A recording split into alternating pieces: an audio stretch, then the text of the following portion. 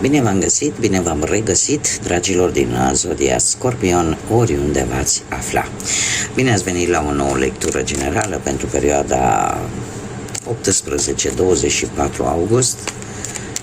Așa că toți cei care aveți Soarele, Luna, Venus, Ascendentul sau oricare alt aspect astral important pentru voi din harta voastră natală și care are legătură cu Zodia Scorpion, atunci această lectură este de asemenea și pentru voi, cu precizarea care o fac de fiecare dată, este o lectură generală, vă rog să luați decât acele mesaje care vor rezona cu voi, restul lăsați-le să zboare în univers, pentru că sigur sunt pentru alte energii, care într-o mai mică sau mai mare măsură au legătură cu Zodia Scorpion. Și haideți să începem această lectură și să vedem care este energia voastră în această săptămână cuprinsă între 18 până pe 24 august. Avem un mesaj aleatoriu care trebuie să ajungă la cineva.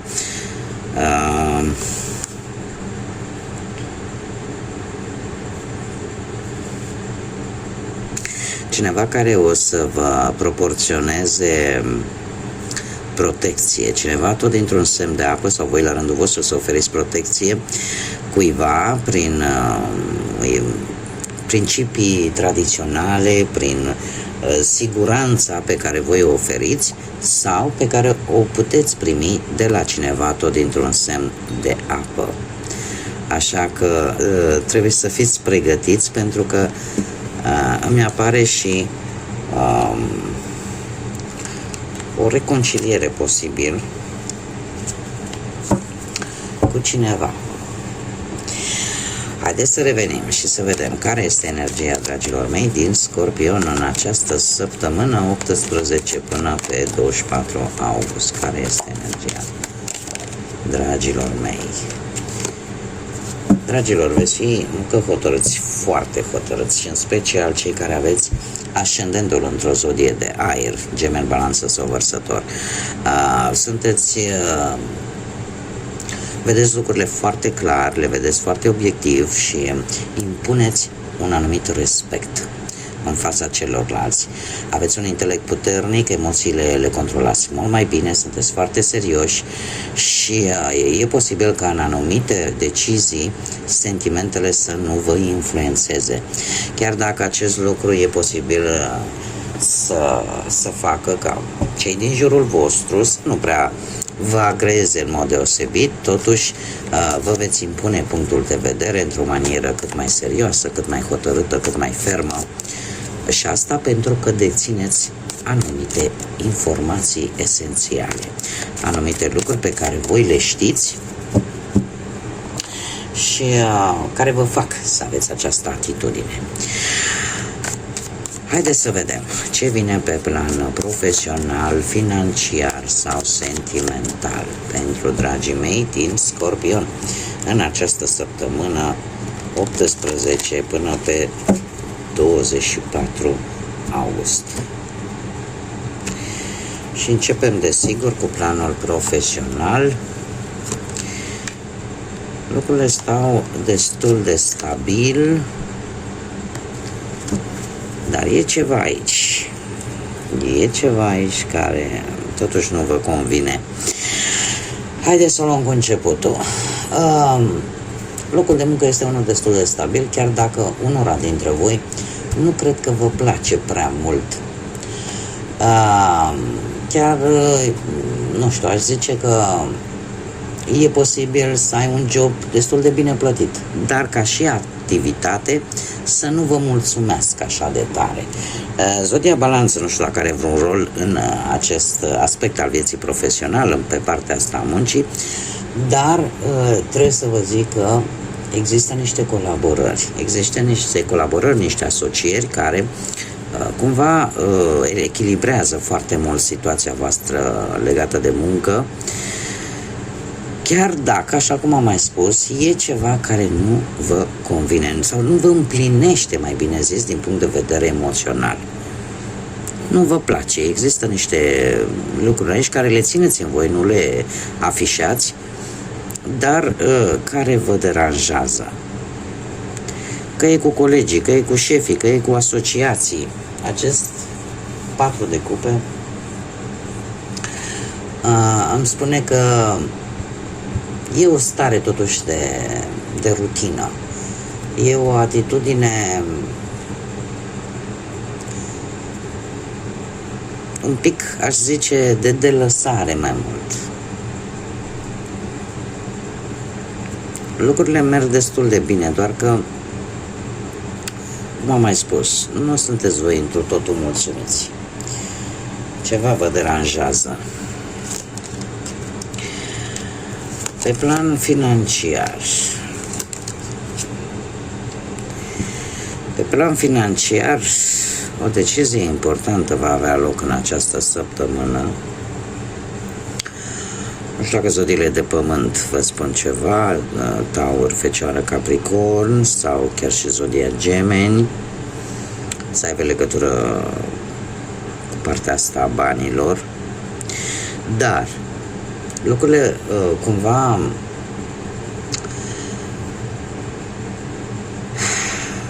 există o multă răbdare și un comportament, aș zice, foarte responsabil.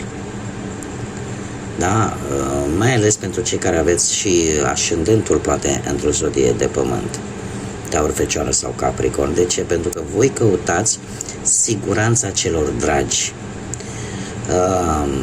Încercați să vă țineți de cuvânt vis-a-vis poate de niște bănuți.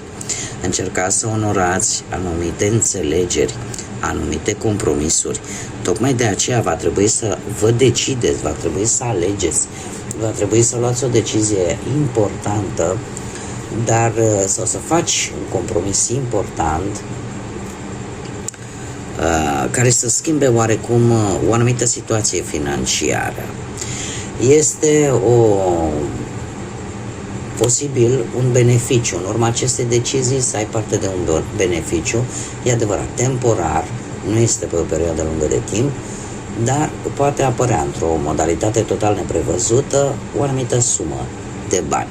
Nu este foarte mare, dar pentru unii este numai bună, uite, de exemplu, să-i ajute să facă o călătorie sau să-i ajute să schimbe ceva, că schimbă ceva în viața lor, că reușesc să treacă peste o anumită situație nu tocmai favorabilă, o lipsă de bani, da? E o sumă de bani care, în urma deciziei voastre, ajunge la voi și vă ajută la ceva, da? Să faceți o anumită schimbare, să traversați o anumită perioadă destul de, să zicem așa, un pic complicată. Haideți să vedem pe plan sentimental. Pe plan sentimental, cei care sunteți deja angrenați într-un cuplu, într-o pereche, aș zice că există niște interese materiale. Nu știu dacă voi de curând poate ați făcut nuntă, ceva, logodnă, cununie civilă. Apare într-adevăr o relație în care există și un interes material cu acest 10 de monede. Dar așa, per general, este o relație solidă. Cer scuze. Este o relație solidă și atâta timp cât voi vă simțiți apreciați, valorați, lucrurile merg bine.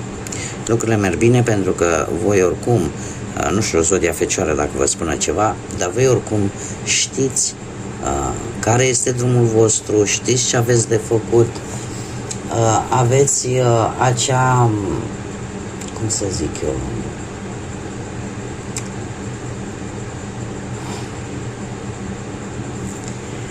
acea stare de siguranță, că sunteți cumva pe drumul cel bun. De ce spun acest lucru? Chiar dacă către sfârșitul săptămânii aveți nevoie poate de o mică perioadă de liniște, o zi, două, în care să fiți voi și cu gândurile voastre. De ce? Pentru că sunteți foarte planificați. Mai ales cei care au ascendentul în Fecioară, pe planul ăsta sentimental. Adică voi știți exact pas cu pas ce e de făcut. De ce? Pentru că experiența trecutului spune cuvântul. Dar așa, pe general, se pare că lucrurile merg destul de bine, chiar și cu acest interes material. E posibil, nu știu, să mergeți împreună la rude, în funcție de fiecare cum sunteți, care știți că aveți familia mai înstărită, la o familie, unul dintre voi care are familia înstărită, care dispune, ca să zic așa, de o situație financiară destul de bine, dar pentru voi lucrul ăsta va fi ca o ocazie foarte bună, nu știu, în mijlocul naturii ar putea să fie, dar va fi o ocazie destul de bună ca voi să petreceți câteva clipe decât voi cu voi în mijlocul naturii și lucrul ăsta să vă încarce un pic energetic. Cei care sunteți singuri, poate în urma văduviei, unui divorț, a unei separări. Cât sunteți voi, dragilor, dragi, de atenți la detalii, sunteți atenți la orice sclipire, la orice licărire de ochi. Am aici zodia Vărsător, dragilor. E bine să nu oferiți încrederea din prima. Așa cum îmi place mie să spun, încrederea nu vine din fabrică. Ea se câștigă pur și simplu în timp. De ce spun acest lucru? Pentru că cineva vă va dezamăgi într-un interval de timp foarte scurt. Foarte scurt. Și eu aș spune că este aveți senzația că apare o mare dragoste și cu toată atenția asta la detalii, totuși e posibil să fiți răniți. Chiar către sfârșitul săptămânii, poate nu neapărat, știi cum e, că mai bine să-ți dai seama mai devreme decât mai târziu, dar decepția tot există.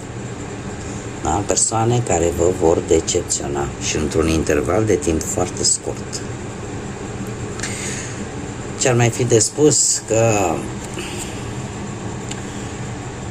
această atenție pe care tu o acorzi, eu cred că de fapt e mai mult pe partea banilor, pe partea muncii și ți-a scăpat ceva. Ceva ți-a scăpat. Și asta va conduce la această decepție care, asta este, nu e o durere emoțională care chiar dacă tu știi că te va face mai puternic, dar consecințele sunt destul de dure, da? E posibil să ai parte și de niște cuvinte care să te macine și pe care tu sigur nu le vei uita. Să mergem mai departe și să vedem ce mesaj am pentru voi, dragilor din Scorpion, în săptămâna 18-24 august. Și avem numărul 8, extraordinar, un număr karmic, un număr al reușitei, al puterii, al autorității, al ambiției, al liberului arbitru. Dragilor, voi în această săptămână veți avea parte de o schimbare foarte, foarte importantă, care, atâta timp cât voi vă folosiți liberul arbitru, atâta timp cât vreți o anumită ordine în viața voastră și sunteți ambițioși, o puteți transforma într-o mare reușită. Pentru că numărul 8 și de asta ne vorbește, de reușite. Se pare că vei fi binecuvântat cu intuiție. Este o săptămână în care vocea interioară pentru voi este primordială, în care voi trebuie să vă ascultați această voce interioară. Vă poate ajuta să reușiți poate în anumite lucruri, să rezolvați anumite situații sau anumite probleme, să cum să spun eu, să vă urmați exact destinul pentru care existați. Da? Și să aducă cu sine această schimbare foarte importantă din viața voastră. Folosiți-vă intuiția, ascultați-vă acea voce interioară atunci când situații noi apar în viața voastră, pentru că se pare că vă poate aduce reușite. Bun, dragii mei, cam atât am avut pentru voi, pentru această săptămână. Încă o dată mii de mulțumiri tuturor celor care s-au abonat, care de fiecare dată sunt alături de mine și de proiectul meu prin intermediul like-urilor, comentariilor și distribuirilor, da?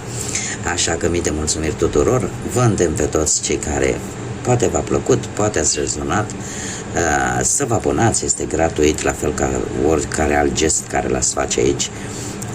Nu contează că e vorba de like-uri, de comentarii sau de distribuiri, sunt gratuite. Iar eu vă doresc ca această săptămână să fie una plină de cât mai multă intuiție, să vă ajute și să aveți acea lumină atât în suflete și acea căldură în inimă și în minte, în așa fel încât să faceți lucrurile cât mai bune pentru voi. Până data viitoare, ca de obicei, numai bine și să fiți iubiți!